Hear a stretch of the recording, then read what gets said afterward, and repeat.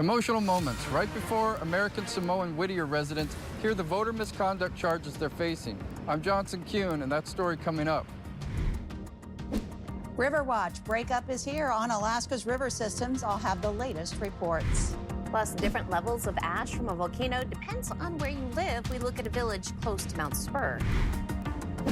We have a goal of raising $200,000. We're going live to Kincaid Park. Covenant House Alaska is providing a chance to show support for young people experiencing homelessness. You're watching Alaska's news source.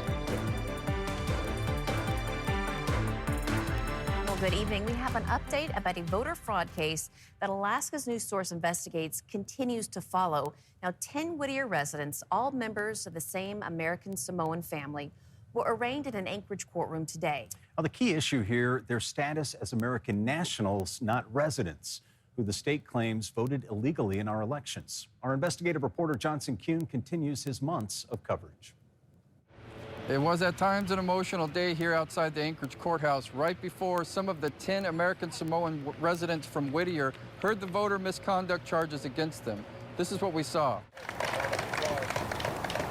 Songs and prayers outside the Nesbek courthouse as friends and supporters of Michael Pesse's family gather ahead of Pesse's and 9 of his family members' arraignment. Okay, the Public Defender Agency is appointed. Your next court date is next Thursday, the 8th. 8 of the 10 family members appearing in person a short time later in court, publicly hearing for the first charges, including voter misconduct and perjury they face. The state alleges they illegally voted in local and state elections as far back as 2020. Deputy Attorney General John Skidmore saying last month, quote, "To be clear, you must be a citizen to vote in Alaska in any election, federal, state, or local. American Samoa is the only U.S. territory that does not automatically grant U.S. citizenship. People from American Samoa are considered U.S. nationals, not citizens. That makes it illegal to participate in U.S. elections, despite having Social Security numbers and passports." Attorney Neil Ware works for a nonprofit called Right to Democracy, who advocates for U.S. nationals. He also represents Pesse's wife, Tupe Smith, in a separate voter misconduct case now before the Alaska Court of Appeals. He says he's been shocked by the state's decision to press charges because other states like Oregon handle the same situation differently.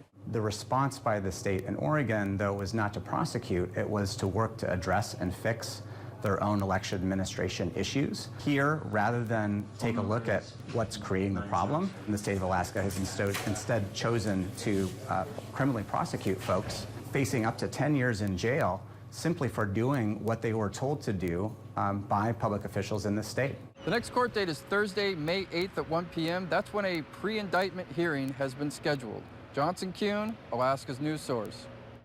An Anchorage courtroom was full this morning. Many in attendance there to support missing Eagle River man Tony Kronos and see if this man, APD officer Christopher Sternhagen, would be issued a long-term stopping protective order against one of Kronos' friends. And police have not said whether Sternhagen, who lives directly behind Kronos, is connected to the case, but they did search his Eagle River home several weeks after Kronos went missing. Now, this morning, the hearing for a long-term order was continued until June. The Army says a 22-year-old soldier from Anchorage has died. According to a spokesperson from South Carolina's Fort Jackson, Private Gabriel J. Perez was participating in basic combat training on April 24th when he passed away. He was an active duty soldier in training. No official cause of death has been announced, and we will continue to update this story as more information becomes available. Fairbanks School District leaders talked about the impacts of a $700 increase to per-student funding. Now, they say it would likely not help much because of what they'd owe to pay for charter school funding. We're still waiting to see if the governor will sign House Bill 57. Now, because it would be a permanent increase instead of a one-time increase, leaders say that would mean paying about $500,000 more for charter schools.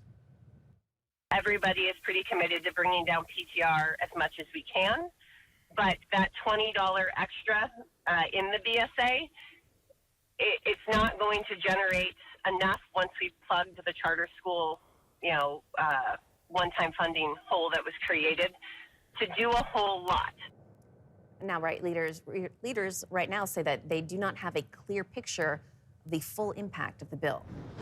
Beautiful day, mix of sun, some clouds over Anchortown, but rain and some snow possibly lingering. Let's not talk about that, Jeff. Just give us a sunny forecast. Yeah, well, we do have it in the forecast, but not necessarily so much for the South Central region. We'll have that later in the newscast, but let's get to what's happening out there in the Anchorage area. As you said, a mix of sun and clouds, and you can see some of those, that was a little snow shower there in the higher elevations, but in lower elevations, it's definitely still falling as even just light rain. Our current temperature from Ted Stevens Anchorage International is 45 degrees. The winds, they're up too. South-southeast 20, gusting up to 32 miles per hour. Temperatures mostly into the 50s from Midtown out toward Muldoon and Jay-Bear. 45 at the airport, 44 from Upper DeArmond here in the last hour. And even on the south end of town, temperatures are down to 48. Our highest temperature today, officially at 50 degrees, the record from this date from 2014, 69 degrees. We have some lightning strikes popping up in the south central area, specifically around the Matanuska-Susitna boroughs, as well as close to the Anchorage area, northern Kenai Peninsula. Into the interior, there's that rain and even snow as you move off toward the north and west. 56 for their daily high temperature today. 78, though, that is the record. So they're at 49 degrees. They're not near that. 9 miles per hour winds out of the north. The forecast will continue to hold those showers over coastal regions, and there's where that snow band is, right through the interior. Some higher elevations of southeast Alaska and south central could still see that. Enjoy your Saturday, because you can see what's on deck as we head into our Sunday. Another big storm system looming just to the south. I'll have more on the storm systems affecting us, plus the river breakup system and where that stands. That's coming up later. No matter what the weather, we always enjoy the weekend, Jackie. Oh, 100%. Still ahead, warmer weather and clear roads means it's motorcycle season, as well as Motorcycle Safety Awareness Month. Plus, a new diamond on Colony High's campus. This kind might not be as shiny as a gem, but some think it's just as brilliant. We'll have those details ahead. You're watching Alaska's news source. Oh, that is beautiful. The sweet sound of late spring, the engines revving, the kickstands folded back. Riders are ready to rock.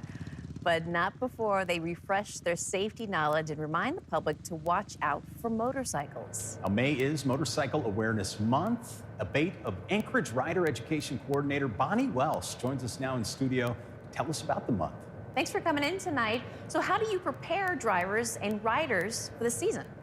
Well, as you said, May is Motorcycle Safety Awareness Month, so we like to let everybody know that we're out there, we're on 2 or 3 wheels, and we're having a good time, and hope you're looking out for us. That's very important, right? And there's a lot of events and rides focusing on safety this month. Can you talk about some of those events? Sure. The first big kickoff happens this weekend, tomorrow, Saturday, at the Diamond Center, the Gathering and Bike Blessing. And we'll be starting at 9 a.m. tomorrow and continuing on till 3 o'clock in the afternoon. Let's talk about that bike blessing.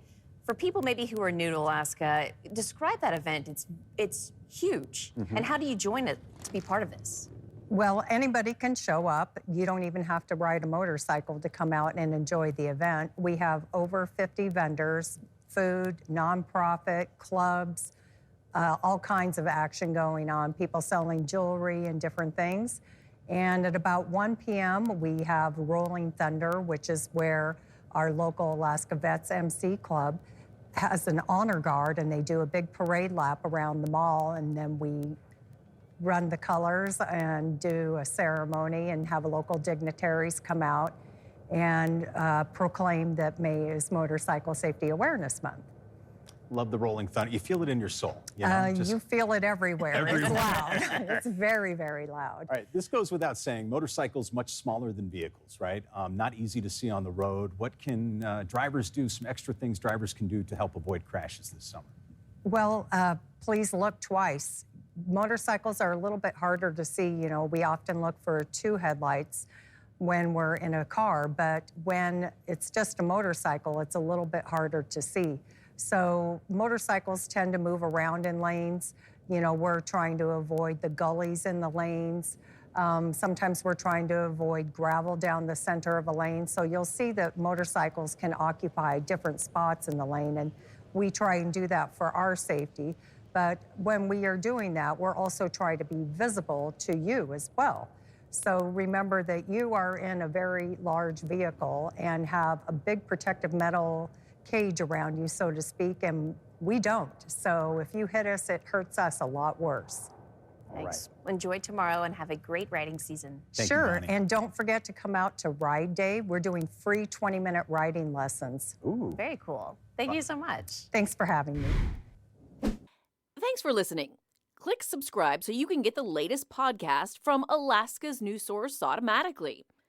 And stay up to date with breaking news and in-depth reporting available for free 24/7 with the Alaska's news source app.